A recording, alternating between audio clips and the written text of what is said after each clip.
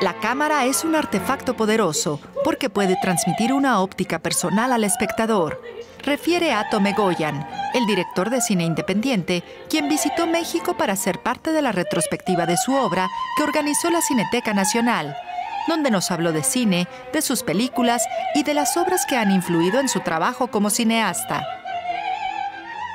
I love this institution. I think this is an amazing cinematheque. It's probably, of all the ones I've visited around the world, what does it mean to see all of these works together? Because it was never designed to be that way. It was always, every couple of years, you have a new film, and I'm not sure what the experience would be to see all my films together. I think I've tried to find different ways of telling a story. I think that I've been very influenced by certain literary movements, certain other filmmakers, and I realized that films don't have to proceed in a traditional narrative sense, because it doesn't reflect sometimes how the characters see themselves. That very often the characters are trying to situate themselves, trying to place themselves, and so the viewer is also trying to place themselves in a series of events that have occurred to these characters' lives. So I don't know if it's master narration, but it's certainly trying to experiment. Some of the films, not all the films, but some of my films are trying to experiment with the process of storytelling. I think it's because when I was writing plays and directing plays, they were always very influenced by these other writers, like Pinter or Beckett. I never quite found my own voice. But that somehow when the moment I picked up a Bolex, which is a hand-wound camera, I realized that the camera could actually be like a missing person. I had a play which I'd written and I submitted for a university drama club, and they turned it down. And I realized as a result that I still wanted to tell the story.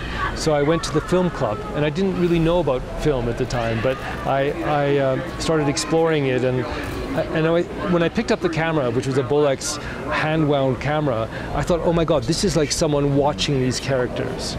And I'm recording the act of watching these characters, and it seemed like it was a missing person. In the first feature, Next of Kin, watching someone impersonate this character. So, you know, I think sometimes when you're naive, because I hadn't studied film, I had this illusion that I was a pioneer, that I was discovering something new.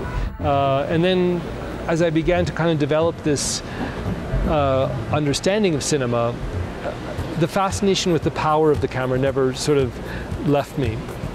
Even when I was just shooting a couple of days ago, you know, I was shooting this piece with Philharmonic in Rotterdam, and the camera was moving in a certain way, and I really felt it was someone watching. It's very self-conscious. My cinema is very self-conscious. There's always this feeling that I'm never completely casual about the way I shoot. There's a formality. I'm always very aware of the placement of the camera. And this is something which is a signature, I suppose. People just shoot. They shoot. They shoot. You know, they download. They're not thinking about curation. That's the main issue. That before we were looking at a curated image, even at a personal level, we were personally curating our images. Now we're basically absorbing as much as we can. And we're letting other people curate for us. We're doing it through Facebook, or we're doing it through likes or not likes or shares. It's a different world. I mean, you know, so where the feature film as a form fits in this is still up in the air.